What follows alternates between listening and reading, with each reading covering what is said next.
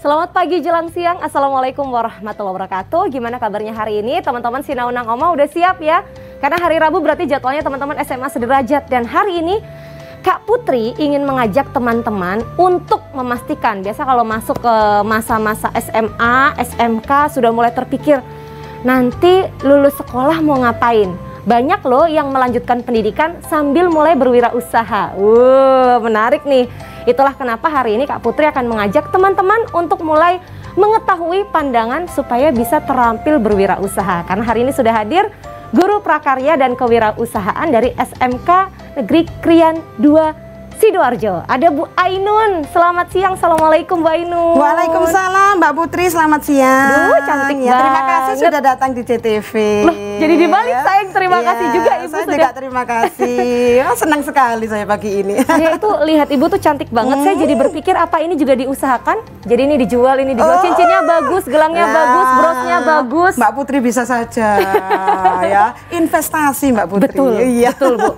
Ini boleh menyapa teman-teman sudah siap menyimak Bu Ainun pagi ini. Halo, assalamualaikum warahmatullahi wabarakatuh. Ya, bertemu kembali di sini dalam program Sinaunang Oma JTV bersama saya Bu Ainun Jaria dalam mata pelajaran Prakarya dan Kewirausahaan. Ya, silakan disimak anak-anak. Semangatnya luar biasa. Hari ini kita akan belajar apa Bu? Nah, saat ini Mbak Putri, ayo kita belajar tentang peluang usaha Mbak Putri.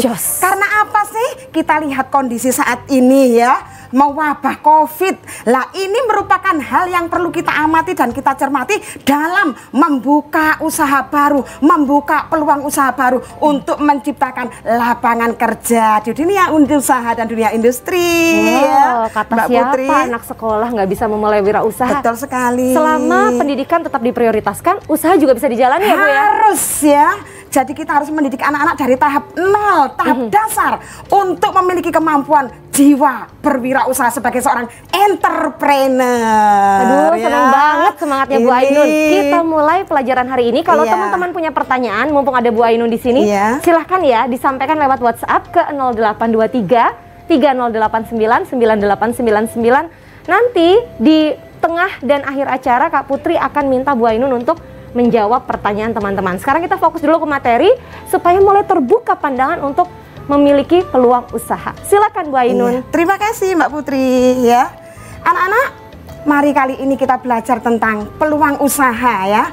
Jadi kalau kita lihat situasi saat ini, masa di mana situasi seluruh dunia mengalami adanya virus corona yang di sini bisa membuat kita menciptakan usaha atau memanfaatkan peluang usaha untuk bisa menjadi seorang entrepreneur yang baik ya. Terlebih dahulu kita bisa lihat di slide pembahasan kita kali ini. Kita siapkan dulu slide-nya untuk pengantar.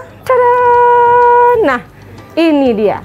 Kita akan tunggu kira-kira hitungan 3 tahun mulai dari sekarang. Oh enggak ya, enggak selama itu. Lama Mbak Putri, 3 tahun Mbak Putri ya. Jadi peluangnya dari berbagai bidang dan aspek ya. Terutama di sekolah, di tempat kami, ini sudah mendidik anak-anak dari tahap 0, tahap dasar untuk membuat usaha. Di sekolah kami sudah ada ya kegiatan usaha yang sudah dilakukan oleh anak-anak. Anak-anak bisa mengelola usaha sendiri dan membuat laporan keuangan sendiri. Ini bimbingan dari Bapak Ibu Guru. Jadi kalau usaha itu jangan dikira cuma jualan aja, tahu produknya apa, tapi ada manajemennya ya. Manajemen yang baik ya. Di antaranya tentang organisasinya bagaimana, susunan tanggung jawab masing-masing anggota. Lalu tentang pengontrolan kegiatan usahanya ya. Planningnya Mbak Putri yang paling utama. Nah, planning ini peranan sangat penting loh dalam suatu usaha. Coba di sini cerita kepada teman-teman seperti apa Bu pentingnya planning ini. Ini anak-anak, pertama kita membuat usaha terlebih dahulu kita harus menyiapkan planning atau yang dinamakan dengan perencanaan, yaitu kegiatan-kegiatan yang berhubungan dengan usaha, membuat rencana ikhtisar lengkap dan terperinci mengenai segala sesuatu yang akan kita kerjakan. Jadi dalam hal perencanaan itu menyangkut apa saja sih? 5W dan 1H. Itu Mbak Putri sudah bisa loh. Teman-teman jurnalis kalau soal 5W 1H paling paham Bu. Apa saja sih 5W dan 1H? Menyangkut what, when, where, why, dan how. Ya. Bagaimana? kapan, di mana, siapa, bagaimana, dan mengapa sih kita menjalankan suatu usaha. Itu yang terpenting Mbak Putri dalam menjalankan usaha ya. Jadi dengan adanya 5W kita bisa siap langsung melaksanakan program-program apa saja yang akan kita kerjakan Mbak Putri. Oke, jadi teman-teman sudah mulai mencatat yang harus disiapkan ya, mulai tahap perencanaan. Sambil teman-teman mungkin ada yang lupa menyiapkan alat tulis atau menyiapkan smartphone untuk potret atau foto materi-materi penting kita hari ini. Kami masih tunggu kalau ada yang mau bertanya terkait wirausaha di 0823 3089 9899. Kak Putri dan Bu Ainun minta waktu jeda dulu istirahat dan akan segera kembali sesaat lagi. Tetap bareng Sinaunang Oma.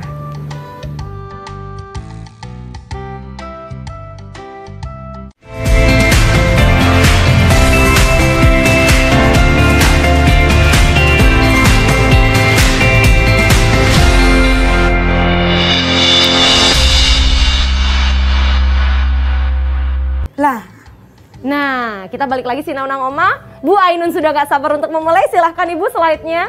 Nah, untuk pembelajaran kali ini anak-anak, pembahasan kita tentang analisis peluang usaha, produk, barang dan jasa ya. Jadi lanjut, next slide-nya. Nah, ini dia. Kita akan bicara analisisnya. Kompetensi dasar yang akan diberikan Bu Ainun ini adalah menganalisis peluang usaha produk, barang dan jasa, dan menentukan peluang usaha produk, barang dan jasa. Next ya, lanjut. Ya, selanjutnya memahami dan menganalisis ya anak-anakku. Memahami dan menentukan peluang usaha produk, barang dan jasa. Ini yang terpenting ya. Lanjut next. Adapun di sini, tahukah kamu ya kalau kita lihat situasi saat ini masa pandemi anak-anak ya, di mana sangat sulit mencari pekerjaan, kondisi seperti ini memaksa kita untuk memutar otak ya. Jadi kita tidak hanya mengharapkan pada suatu usaha tertentu, tapi kita harus bisa memiliki jiwa wirausaha atau jiwa entrepreneur untuk bisa menciptakan lapangan kerja baru dengan harapan bisa bermanfaat untuk orang lain ya. Jadi harapannya materi kali ini diberikan pada tingkat SMK. Tujuannya diharapkan kalian kelak jika tamat dari SMK kalian punya kemampuan, punya keahlian, mahir untuk menjadi seorang wirausaha yang sukses dan handal di bidangnya ya. Itu bekal utama yang akan disampaikan Bu Ainun tadi ya. Jadi jangan ragu membuat usaha, jangan setengah-setengah. Ayo keluarkan potensi yang kamu miliki.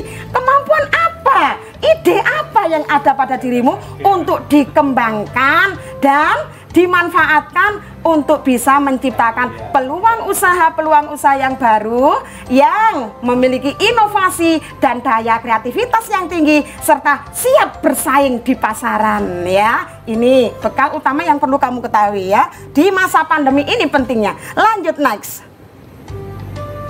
Lah, peluang usaha ya, kita lihat dari kata peluang dulu. Peluang adalah kesempatan dan usaha adalah merupakan upaya. Jadi kalau kita simpulkan secara lengkap apa sih pengertian dari peluang usaha? Adalah kesempatan yang dimiliki seseorang untuk mencapai suatu tujuan ya. Tujuan kita berwirausaha adalah ingin mendapatkan profit, ingin mendapatkan keuntungan ya. Lalu adanya kekayaan yang kita miliki ya, sehingga di sini usaha itu bisa bermanfaat, terutama sumber daya apa yang kita miliki, ayo kita gali dan kita manfaatkan untuk bisa menjadi seorang entrepreneur yang handal ya. Ini lanjut. Lalu di sini dalam perencanaan 5W1H tadi sudah dijelaskan Bu Ainun ya tentang why, when, what, where, wo ya. Kapan, di mana, bagaimana. Perencanaan planning yang paling utama yang harus kamu ketahui anak-anak ya. Tentang perencanaan atau planning ya. Ini perlu diamati secara cermat awal kita membuat suatu usaha. Next. Slide berikutnya. Iya lah. Lalu di sini dalam pembuatan usaha itu apa saja sih yang perlu dipersiapkan?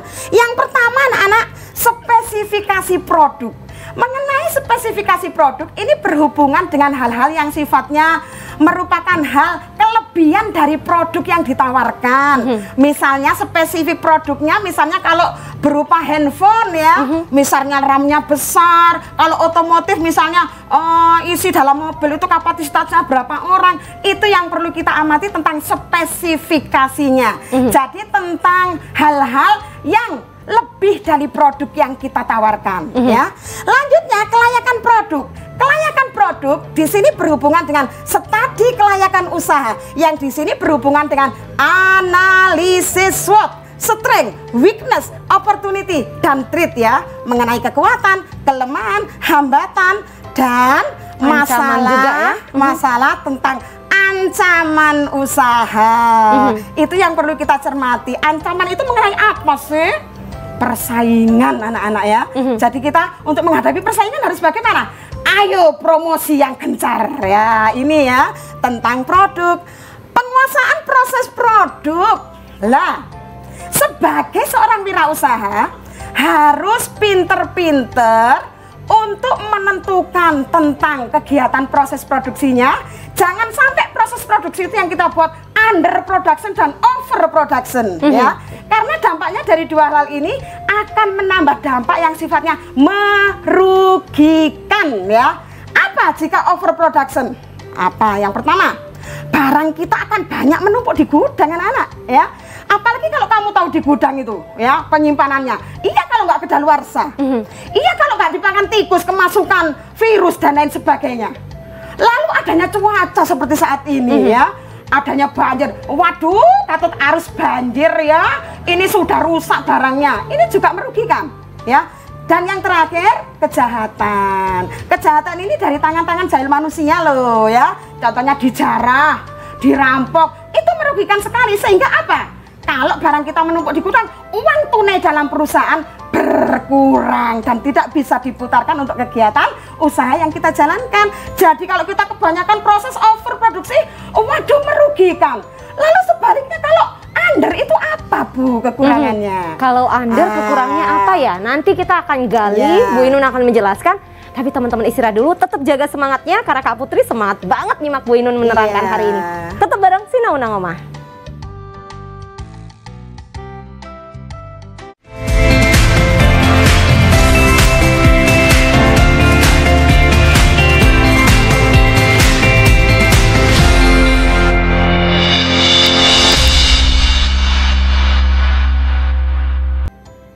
Kita lanjut lagi obrolan seru untuk melihat analisis peluang wirausaha. Tadi Bu Ainun sudah menjelaskan kalau overproduction atau produk berlebihan produksinya itu dampaknya negatif.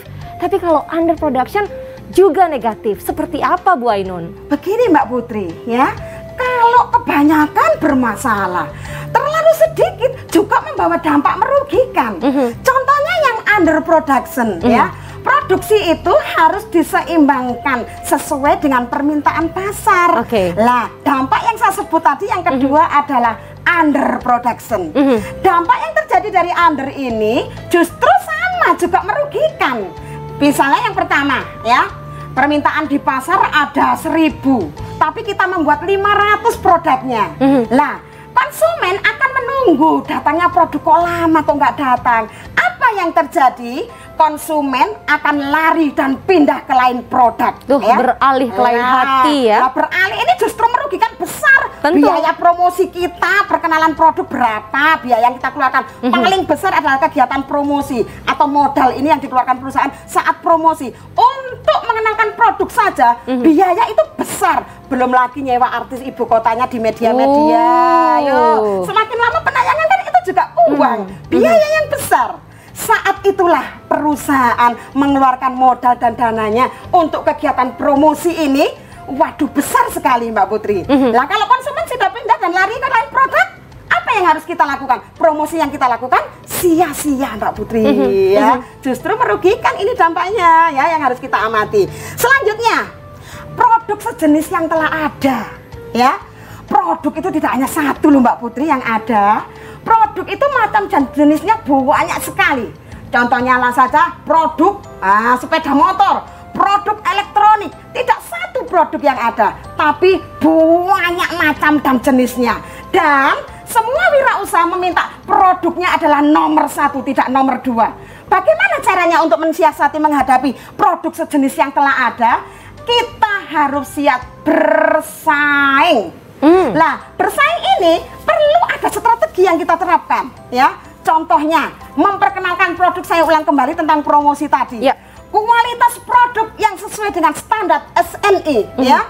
Dan produk-produk itu harus sudah memiliki kualitas, kuantitas nomor wahid di pasaran. Sehingga apa? Harga terjangkau, ya, produknya terbaik. Itu kan yang diinginkan oleh konsumen. Tentu. Harga murah, kualitas nomor jempol. Yes. Itu yang diharapkan. Saya juga begitu, Mbak Putri. Ya, mahal kualitas jelek buat apa? Murah terjangkau, kualitas terbaik. Ya, itu yang harus diusahakan oleh seorang wirausaha untuk menyiasati adanya produk sejenis yang ada di pasaran. Ya, lanjutnya. Pemasaran produk atau jasa yang baru yang dipakai, ya. Pemasaran produk atau jasa yang baru ini biasanya juga bersaing, ya. Jadi ini kita juga perlu menyiapkan siasat-siasat strategi yang tepat, ya. Next. Oke, slide selanjutnya ini untuk membuat customer loyal, ya. Langkah berikutnya yang harus dicermati untuk membuka peluang usaha adalah produk dengan nilai jual yang tinggi, Mbak Putri, ya. Untuk membuat produk dengan nilai yang tinggi tadi apa yang harus kita terapkan? Yaitu perkenalan produk yang memiliki kualitas terbaik, bersaing, ya. Yang di sini penerapannya sebelum kita membuat usaha adalah adanya kelayakan usaha yang betul-betul kita amati dan kita cermati. Terletak di mana sih kekurangan kita? Itu yang harus kita pelajari dengan lengkap dalam pembelajaran kita kali ini. Lalu memenuhi kebutuhan masyarakat, ya. Pemenuhan kebutuhan masyarakat ini biasanya masyarakat membeli produk itu sesuai dengan kebutuhan. Makanya biasa perusahaan itu membuat produksi massal, ya.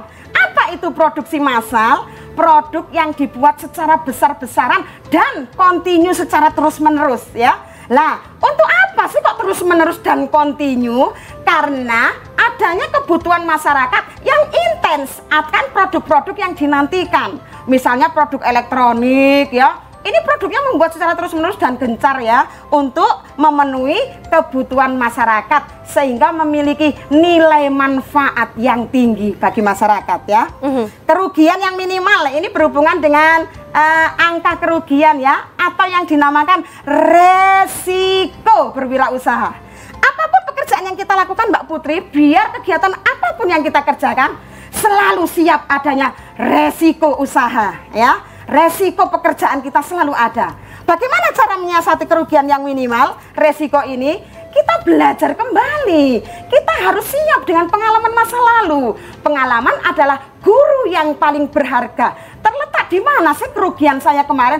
Apa kesalahan saya? Itu yang harus kita pelajari. Sehingga masalah pengalaman masa lalu bisa kita jadikan sebagai guru yang paling berharga, ya. Ini lalu dapat bertahan di pasaran. Nah, tentunya dengan menerapkan kualitas yang terbaik tadi dan mudah didapatkan dengan harga terjangkau. Kualitas terbaik, harga terjangkau, ya. Itu tadi. Next. Oke, slide selanjutnya. Nah, ciri usaha yang baik bersifat orisinil, ya. Maksudnya tidak plagiat, ya, atau meniru orang lain, tapi bersifat orisinil. Kalau produk kita bersifat asli, ini konsumen akan senang dan sangat berminat karena produk yang orisinil memiliki ciri khas tersendiri dan mengena di hati para konsumen, ya. Jadi tidak plagiat, tidak mencontek orang lain. Namanya pelanggaran hak cipta dong namanya, ya. Jadi harus bersifat orisinil, ya, tidak menjiplak. Bu Ainun, ya. Sampai di sini saya tertarik karena ada beberapa jenis usaha itu sifatnya amati, tiru, modifikasi untuk menciptakan sesuatu yang baru dan punya nilai jual lebih. Jadi meniru itu bisa jadi terinspirasi, tapi berbeda dengan meniru, ya. Bukan menjiplak sama persis, bahkan mereknya ditempel, enggak. Gini maksudnya, Mbak Putri, saya tahu, ya. Kita meniru, tapi hanya melihat, ya, tapi tidak menjiplak secara plek istilahnya, ya, merek tentang modelnya tidak. Boleh kita meniru, tapi kita harus memberikan nama merek itu berbeda, ya. Misalnya produk A, kita tidak boleh meniru produk A, kita plesetkan sedikit, belakangnya jadi U, ya. Atau kita bikin merek sedikit baru, ya, Bu, ya. Ya, karena apa harus sih? Percaya diri pada brand. Ya, kalau kita meniru produk plek itu, dampaknya ini ada kalau hak produk cipta. kita baik, kita melanggar hak cipta, sanksi pidana dan denda, Mbak. Jadi harus orisinil, sesuai dengan ide dan gagasan serta inovasi kreativitas yang kita miliki, ya, anak, ya. Bu Ainun, sampai di sini jeda dulu karena teman-teman mau ambil air mineral, Ibu juga minum dulu. Kita lanjut lagi Jangan kemana-mana, tetap bareng Sinaunang Oma. WhatsApp pertanyaannya masih ditunggu ya.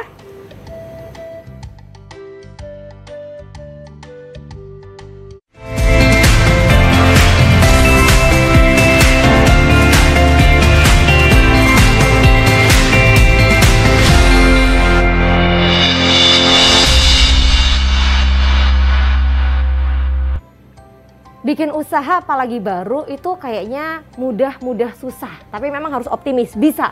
Itulah kenapa penting mencermati banyak hal sebelum memulai usaha. Bu Ainun masih bersama dengan saya dalam Sinaunang Oma untuk melanjutkan penjelasan. Silahkan Ibu. Yang terpenting Mbak Putri ya, ini adalah kesiapan modal Mbak Putri. Aduh, kalau kita bicara modal, ini suatu hal yang perlu kita amati secara cermat ya. Karena modal itu ada yang berasal dari modal pribadi. Lah dampaknya kalau modal pribadi kurang, ini apa yang harus kita lakukan Mbak Putri? Ayo coba. Cari investornya kemana kira-kira untuk modalin? Biasanya kita di mana kalau kita kekurangan modal Mbak Putri? Bisa ke bank misalnya untuk pengajuan modal. Kita pergi ke bank untuk pengajuan modal untuk memberikan agunan ya Mbak Putri. Betul. Nah, agunan itu bisa berupa apa anak-anak ya? Contohnya berupa sertifikat ya, bisa berupa surat-surat berharga Mbak Putri untuk memberikan jaminan kepada pihak bank agar bisa mencairkan modalnya. Modal ini penting sekali ya. Tapi yang perlu kita tahu di sini adalah bagaimana cara mencicilnya. Jangan sampai dana itu sudah cair, tapi kita gunakan untuk kegiatan-kegiatan konsumtif tidak sesuai dengan pos-pos tertentu yang dibutuhkan dalam suatu usaha. Lah kalau sudah 3 bulan, 4 bulan nggak cicil, ini dampaknya, waduh, rumah kita bisa kena apa sertifikat kita gadaikan? Kena segel ya, disegel oleh pihak bank. Sampai terjadi. Nah kalau sudah nggak punya rumah, kita tinggal di mana? Itu ada lagunya loh Mbak Putri. Ya. Langit sebagai atap rumahku dan bumi sebagai lantainya, hidupku menyusuri jalan. Aduh, jadi gelandangan Mbak Putri, kasihan banget. Bagus tuh suaranya. Iya, ini gara-gara apa sih? Aduh, kena segel ban, nggak bisa mencicil Mbak Putri. Makanya anak-anak dalam hal peminjaman modal di bank, kita harus ajak dalam pencicilannya ya. Jangan sampai rumah kita disegel, dampaknya ada lagunya tadi sayang ya. Ini jangan sampai terjadi. Jadi semua harus berhati-hati. Kita fokus pada kelayakan usaha Bu, karena selain ada kelayakan ada risiko juga ya. Resiko Mbak Putri. Tadi saya bilang setiap kegiatan pekerjaan yang kita lakukan, apapun itu macam dan jenisnya, harus siap menghadapi resiko. Yang pertama, ketidakpastian ekonomi ya, seperti situasi saat ini, inflasi, kenaikan nilai mata uang, bahan baku mahal. Lah, bahan baku mahal ini juga berhubungan dengan pengoperasian proses produksi, berhubungan dengan gaji pegawai, berhubungan dengan keuangan dan pemasaran produk kita. Yang semula produknya kecil atau semula besar kita jadikan kecil Mbak Putri, karena untuk memenuhi pembelian bahan baku yang mahal ya. Ini yang harus kita lakukan dalam hal kegiatan strategi tentang adanya ketidakpastian ekonomi. Ketidakpastian oleh alam, situasi saat ini COVID loh Mbak Putri ya. Ini tentang virus, bencana alam juga pengaruh ya. Ini mempengaruhi dalam hal resiko ketidakpastian oleh alam. Oleh perilaku manusia, penjaraan tadi sudah saya jelaskan ya. Saya kira sudah paham tentang penjaraan tangan-tangan jahil manusia, perampokan, penjaraan dan lain sebagainya ya anak-anak. Next. Ya, selanjutnya slide berikutnya kita akan bicara apa sih analisis SWOT itu? Analisis SWOT adalah pengamatan kita terhadap suatu usaha. Sudah layak atau belum usaha yang kita jalankan? Yang perlu kita pahami adalah 4 hal yang disingkat menjadi analisis SWOT ya. Apa saja analisis SWOT? Tentang strength, weakness, opportunity, dan threat ya. Yang pertama tentang strength yang berhubungan dengan kekuatan usaha. Adapun di sini kekuatan usaha itu apa sih yang kita miliki ya? Kelengkapan apa sih yang ada dalam usaha kita? Wirausaha harus berusaha memberikan kekuatan terhadap usahanya. Misalnya pabriknya milik sendiri, tidak menyewa, mesinnya milik sendiri ya. Ada loh perusahaan yang nyewa gedung atau lain sebagainya. Ini juga berpengaruh. Jadi kekuatan apa yang ada dalam suatu usaha? Itu yang berusaha kita gali ya. Yang kedua weakness. kelemahan ini biasanya banyak macam dan jenisnya ya. Jadi kelemahan itu merupakan kebalikan dari kekuatan. Misalnya di sini kekurangan ini memberikan pengaruh negatif ya pada saat mendatang atau masa mendatang ya. Terus opportunities, peluang ya. Peluang ini tentang situasi dan kondisi ya. Situasi juga mempengaruhi dalam menjalankan suatu usaha. Jadi kita bisa dan mampu untuk pinter-pinter membaca situasi dan kondisi saat ini. Misalnya kondisi saat ini peluangnya di bidang apa Mbak Putri? Masa pandemi, masa virus. Wah, sekarang banyak orang susah untuk keluar. Jadi kayaknya bahan-bahan itu kalau frozen food tinggal goreng gampang, Bu. Boleh produk siap saji online ya. Persiapan tentang pembelian masker. Oh, itu betul. sesuai dengan peluang. Ya. Hand sanitizer ya. Ini berhubungan dengan peluang saat ini melihat situasi dan kondisi loh ya. Betul. Jadi kita bisa menerapkan kegiatan itu membaca tentang peluang yang ada saat ini ya. Terakhir tentang ancaman. Wah, kalau bicara ancaman takut ya. Karena apa sih? Kegagalan. Ancaman ini biasanya dihadapi oleh wirausaha yang menghambat laju perkembangan usahanya, tidak siap, setengah-setengah, tidak siap terhadap persaingan, itu berdampak menjadi suatu ancaman.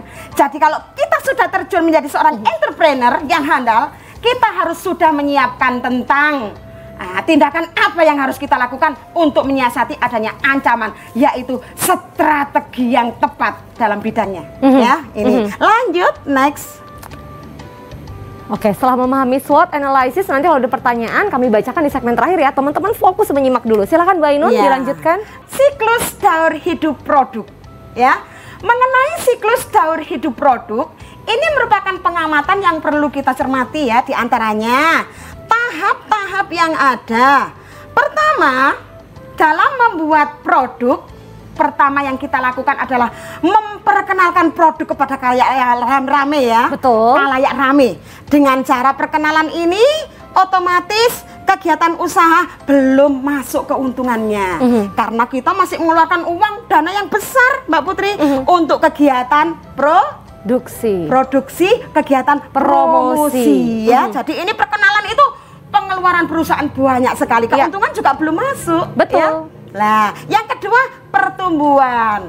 Dengan adanya perkenalan produk kepada khalayak rame melalui promosi dan lain sebagainya berbagai media, lanjut pada tahap pertumbuhan. Kenapa sih kok lanjut ke tahap pertumbuhan? Karena konsumen sudah mengenal produk yang kita tawarkan, sehingga terjadilah tahap pertumbuhan ya. Pendapatan kita naik, usaha kita maju dan berkembang ya. Sehingga pada tahap pertumbuhan ini keuntungan dalam perusahaan sudah masuk ya. Jadi tahap pertumbuhan ini tahap meningkatnya suatu usaha pada tabel yang ada atau siklus produk daur hidup produk ini ya. Selanjutnya kemapanan atau yang dinamakan dengan tahap kedewasaan suatu produk. Tahap kedewasaan atau kemapanan ini adalah tidak terjadinya penambahan konsumen. Artinya tahap titik jenuh ya. Lah, tahap titik jenuh ini adalah konsumen sudah mulai apa ya ini? Tidak ada peningkatan ya, sehingga pada tahap ini seorang produsen perusahaan atau pemilik usaha harus bisa memutar otak untuk memberikan produk-produk terbarunya. Nah, ya, inilah pentingnya inovasi. Ya, betul sekali, pinter Mbak Putri ya.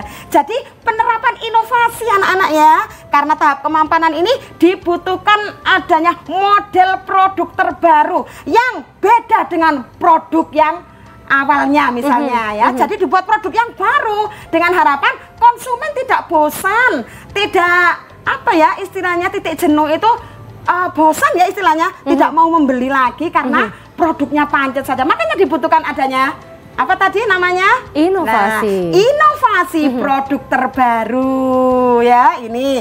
Lalu kemunduran atau yang dinamakan penurunan ya.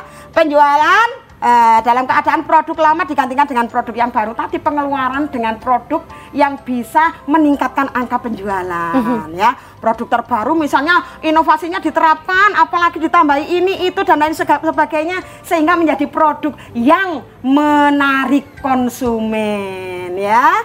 Ini tentang siklus daur hidup suatu produk ya. Ini next. Nah, kita akan mulai masuk ke aspek manajemen usaha. Ini penting sekali untuk menjaga keberlangsungan usaha kita. Seperti apa, Bu Ainun? Lah, aspek manajemen itu dalam suatu usaha perlu kita singkat ya menjadi POAK. Apa sih POAK? Planning, organizing, actuating, dan controlling. Terakhir evaluasinya. Pertama tentang perencanaan. Tadi saya sudah menjelaskan loh Mbak Putri tentang perencanaan ya. Kegiatan-kegiatan yang berhubungan dengan usaha, membuat rencana, ikhtisar lengkap dan terperinci mengenai segala sesuatu yang diperlukan untuk kita kerjakan. Jadi di sini dalam hal perencanaan planning itu tadi Bu Ainun sudah menjelaskan tentang 5W dan 1H. Sudah paham ya anak-anak sayang? Selanjutnya pengorganisasian. Pengorganisasian ini merupakan bentuk susunan keanggotaan dalam suatu usaha. Ya. Contoh skala kecil saja di sekolah ya, ada kegiatan organisasi OSIS. Kalau di kampung kalian ada kegiatan Karang Taruna. Lah kegiatan-kegiatan itu contoh dalam bentuk organisasi. Di situ sudah dijelaskan tentang tugas tanggung jawab masing-masing anggota.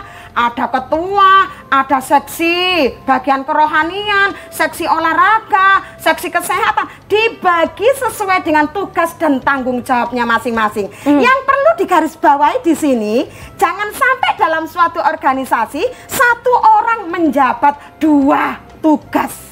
Nah, kalau sudah menjabat 2 tugas, ini dampaknya akan merugikan dan masalah yang ada tidak akan terselesaikan dengan baik, justru akan terjadi penumpukan pekerjaan yang tidak terselesaikan. Ya. Jadi 1 orang, 1 tugas dan tanggung jawab. Ya. Lanjut. Nah, pengendalian ini menjamin tentang tujuan organisasi. Kemana sih arah kita? Ya. Kemana sih jangka panjang arah usaha yang akan kita capai? Apakah produk kita nanti bisa go internasional? Nah, sehingga produk kita bisa ternama di dalam negeri dan luar negeri. Luar negeri itu yang diharapkan setiap usaha ya. Jadi adanya perkembangan yang signifikan di dalam menjalankan suatu usaha bisa go internasional ya. Ya, lanjut tentang monitoring ya. Monitoring atau pengawasan ini dalam suatu usaha bisa kita lakukan dengan 2 cara loh Mbak Putri.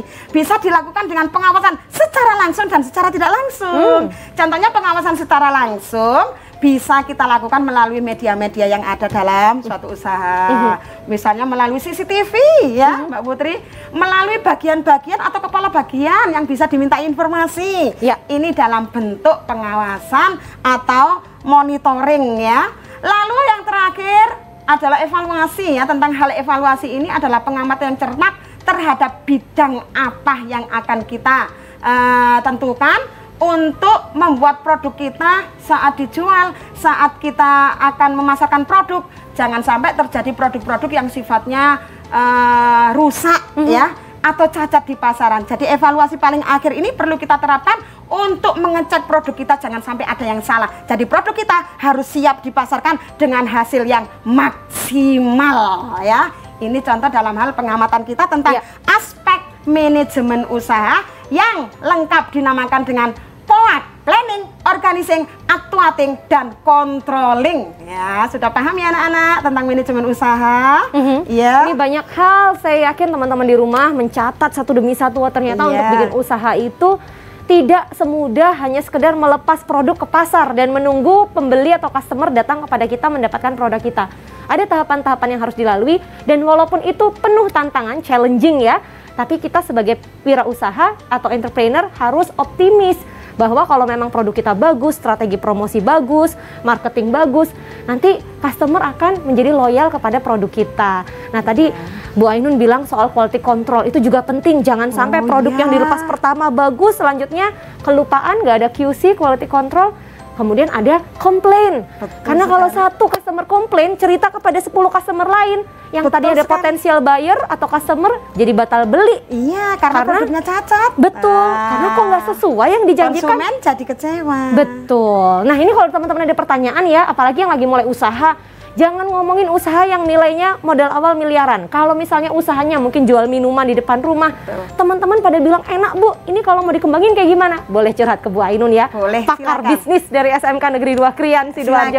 Iya. 0823 3089 9899. Ada satu segmen terakhir untuk menjawab pertanyaan-pertanyaan masuk dari teman-teman Sinaunang Oma hari ini. Jangan kemana-mana.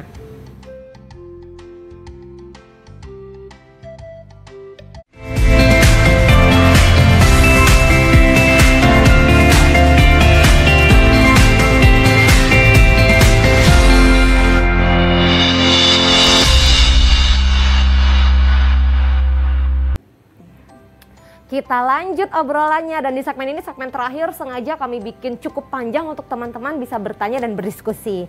Tolong dicatat dulu nomor WhatsApp untuk yang belum bertanya, karena kan tadi Bu Ainun udah jelasin panjang lebar. Buat yang tertarik berwirausaha, apalagi teman-teman SMK nih, jurusan prakarya dan kewirausahaan ini kan sangat menarik ya untuk dipelajari. Silahkan langsung sampaikan pertanyaan di 0823 3089 9899. Sekali lagi 0823 3089 9899. Karena kita akan bertanya kepada Bu Ainun supaya teman-teman dapat gambaran, kira-kira kalau saya mengalami kendala ini solusinya apa ya?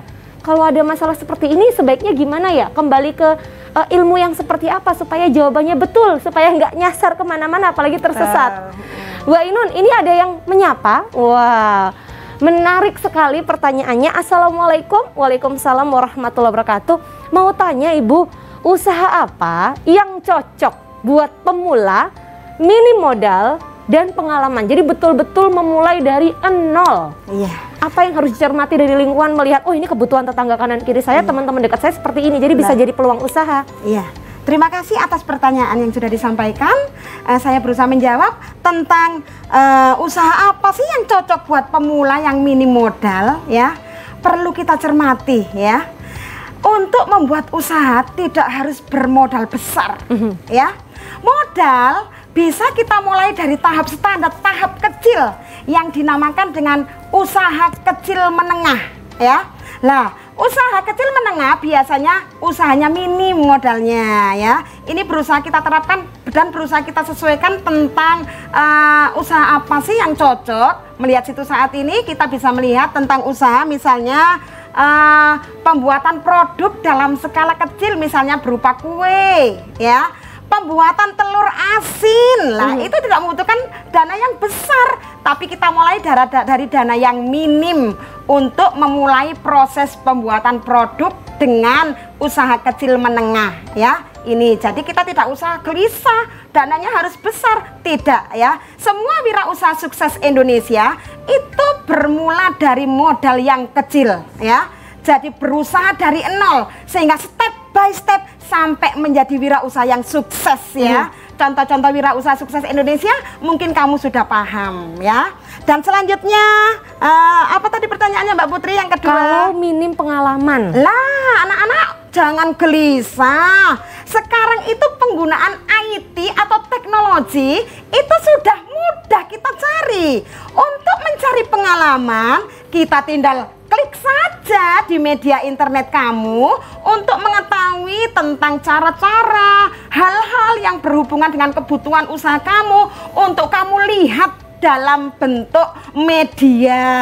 Ayo, pengalaman apa saja tersedia di sana, kamu tinggal klik saja. Misalnya pembuatan pentol bakso, siap tinggal menjalankan. Itu juga termasuk pengalaman. Jadi kita bisa mencari pengalaman dari berbagai media yang ada ya. Ini jawaban yang bisa saya sampaikan ya. Bu Ainun, saya pernah dengar orang bilang, mulailah usaha dari sesuatu yang kita sukai, sehingga misalnya ternyata usahanya nggak jalan, kalau suka itu kan bisa dikonsumsi sendiri atau dipakai sendiri. Artinya potensi ruginya sangat minimal. Betul tidak? Berangkat dari sesuatu yang disukai atau hobi. Betul sekali ya. Karena untuk membuat usaha itu harus berdasarkan dari kemauan kita, keinginan kita ya.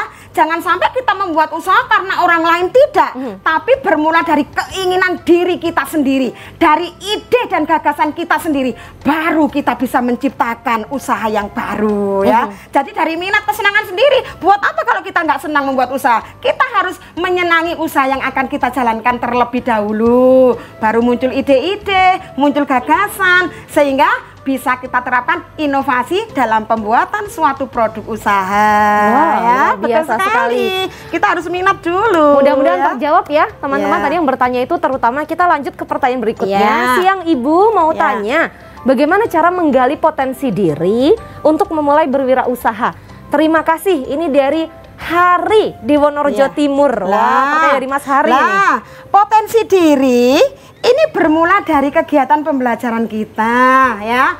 Biasanya untuk menggali potensi diri, kita harus bisa menyesuaikan minat dan bakat yang ada pada diri kita dulu ya.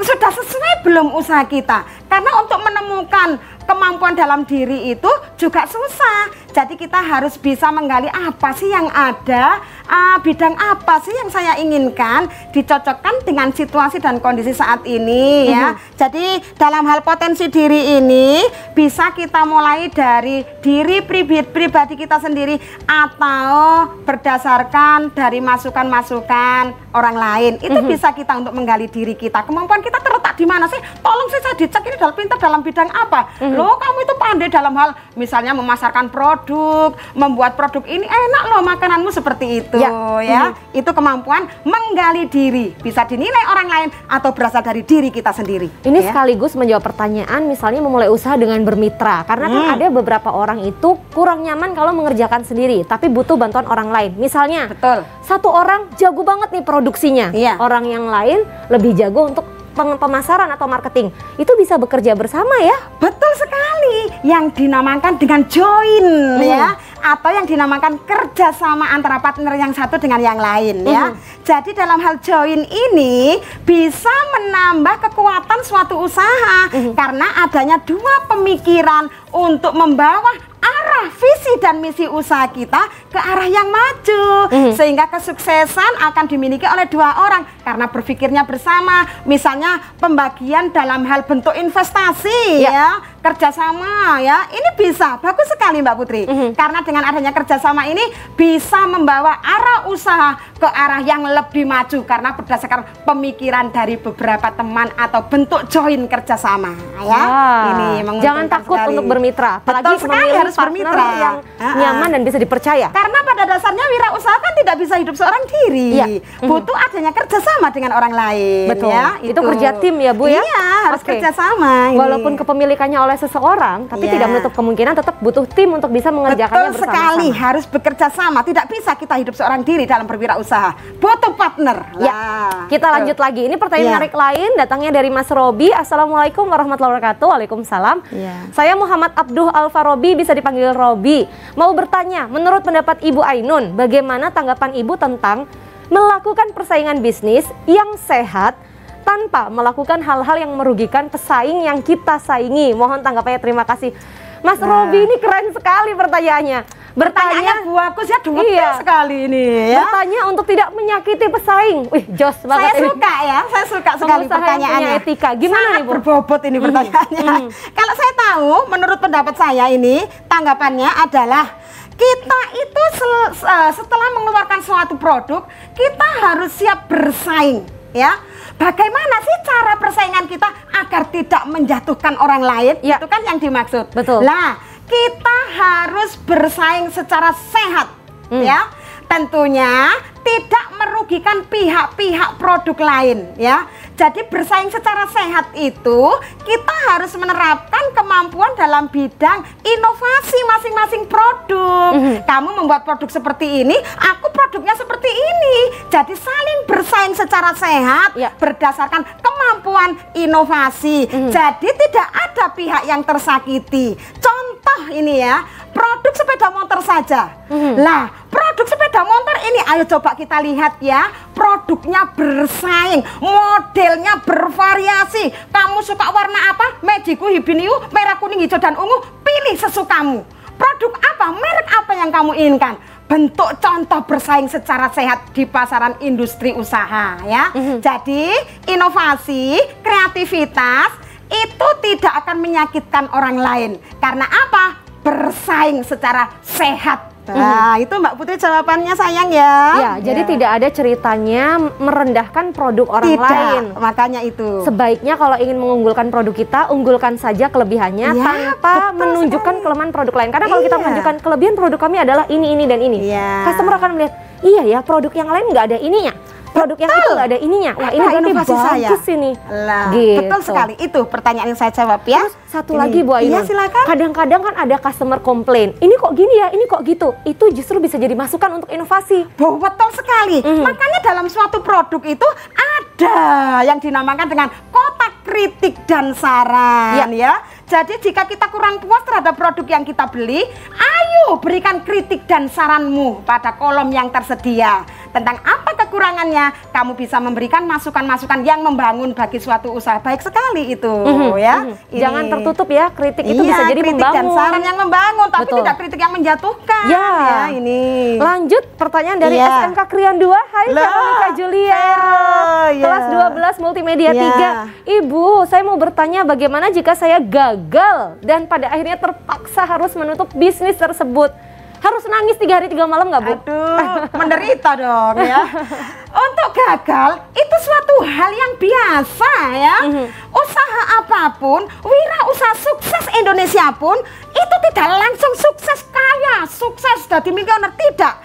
Tapi mereka juga mengalami yang dinamakan kegagalan. Jadi kehilangan 1-2 perusahaan itu merupakan suatu hal yang biasa. Karena gagal itu sempat saya jelaskan tadi, gagal adalah guru yang paling berharga. Makanya kita harus menyiapkan passion, minat kita, gairah kita untuk bersemangat kembali di dalam menjalankan suatu usaha. Gagal atau kegagalan adalah merupakan guru yang paling berharga ya. Jangan takut gagal, tetap semangat ya, tetap menerapkan gairah dan minat kita dalam berwirausaha ya. Ini juga menarik karena banyak kisah para pebisnis handal yang sukses yang sekarang bahkan masuk dalam daftar orang terkaya di dunia dan juga di Indonesia itu mengalami kegagalan berkali-kali sampai menemukan jodohnya, rezekinya itu di mana bisnisnya. Betul sekali ya, itu dari berguru itu tadi ya. Jadi kita harus berpengalaman anak-anak ya.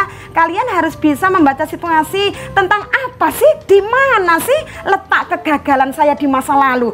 Ayo, itu berusaha kita perbaiki agar usaha kita di masa mendatang tidak mengalami kegagalan seperti yang sudah terjadi di masa lalu. Pertanyaan lain akan kita bacakan. Assalamualaikum. Waalaikumsalam. Saya mau bertanya, dalam peluang usaha itu kan ada inovasi dan kreasi usaha.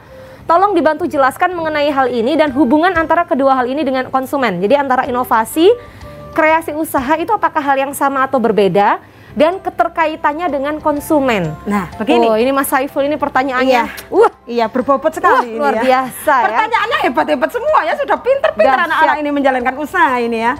Lah, pertanyaan tentang inovasi dan kreasi itu apakah sama? Inovasi itu adalah suatu produk yang sudah ada wujudnya ya. Dari wujud produk yang ada ini kita tambahi ornamen-ornamen terbaru, model-model terbaru, menambahi hal-hal yang kurang, itu yang dinamakan inovasi. Tapi kalau kreativitas itu muncul dari adanya ide dan gagasan dari diri kita sendiri untuk membuat produk-produk baru yang belum pernah ada. Kita kreativitaskan sendiri, kita membuat model terbaru sendiri. Itu antara perbedaan antara inovasi dan kreasi ya. Lah, hubungannya sangat erat sekali, tidak bisa dipisahkan. Antara kedua hal ini merupakan hal yang saling membutuhkan dan saling berkesinambungan. Kreativitas harus dibarengi dengan adanya inovasi ya, ini dalam suatu usaha. Ya, sudah jelas ya sayang. Jadi kreatif saja tapi tidak berani berinovasi tidak akan mewujud produk baru. Betul inovasi sekali. yang tidak disertai kreativitas belum tentu menjadi hal yang kreatif dan berbeda atau unik di pasaran ya. Jadi ini sesuatu yang penting sekali untuk dimiliki para pejuang-pejuang usaha, apalagi yang masih memulai dan prosesnya masih panjang gitu ya. Betul sekali, bertahap. Mbak Putri. Kita lanjut, masih ada pertanyaan lain, masuk di 0823 3089 9899. Silakan yang tertarik bertanya untuk bergabung. Nah, ini kayaknya Bu Ainun yang tanya nggak cuma teman-teman sekolah aja. Mulai nih para pengusaha muda mulai gabung ini ya. Tanya ke pakar bisnisnya Bu Ainun ya. Dari Mas Miftahuddin Arif di Lamongan. Pertanyaan yang sangat menarik, Ibu, berapa persen sesungguhnya yang tepat untuk dialokasikan membayar karyawan atau gaji karyawan? Lah, terima kasih. Oh. Kalau gaji karyawan ini berhubungan dengan proses operasional suatu usaha, karena ya. ini bagian dari biaya produksi kan? Betul gaji sekali. Karyawan. Berhubungan dengan pembelian bahan baku, termasuk dalam biaya produksi ya. Karena biaya produksi dan pembelian bahan baku ini menyangkut modal yang harus kita siapkan ya. Jangan sampai bahan baku atau kegiatan proses produksi ini terhambat ya. Lah, dalam hal alokasinya ini ditentukan berapa harga produk yang kita jual dan kita kalkulasikan dengan biaya proses produksinya ya. Dari kalkulasi itu nanti kita bisa menentukan kira-kira biaya berapa sih yang akan dibayarkan untuk para pegawai, tergantung dari hasil penjualan produk yang kita jual ya. Makanya dalam hal ini untuk berapa persen ini kita perlu menentukan dari hasil penjualan produk kita, laris atau tidak, gencar atau tidak dalam promosinya.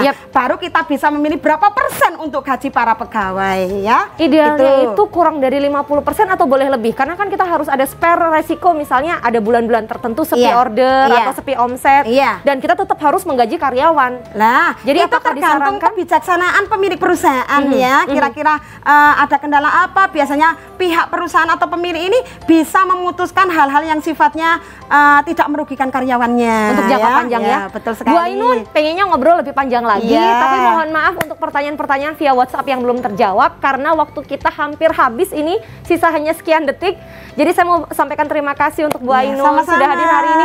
Mudah-mudahan ilmu yang dibagikan menjadi amal jariah untuk Ibu ya. Baik, terima kasih sekali. Saya juga senang sudah hadir di sini. Salam buat keluarga besar SMK Krian 2 Sidoarjo. Terima kasih. Insya Allah ketemu lagi. Pekan depan Sinaunang Om akan hadir kembali hari Senin, Selasa, Rabu mulai pukul 10.30 waktu Indonesia Barat. Kariskiani Putri pamit, sampai jumpa pekan depan. Selamat siang. Wassalamualaikum warahmatullahi wabarakatuh. Terima kasih. Assalamualaikum.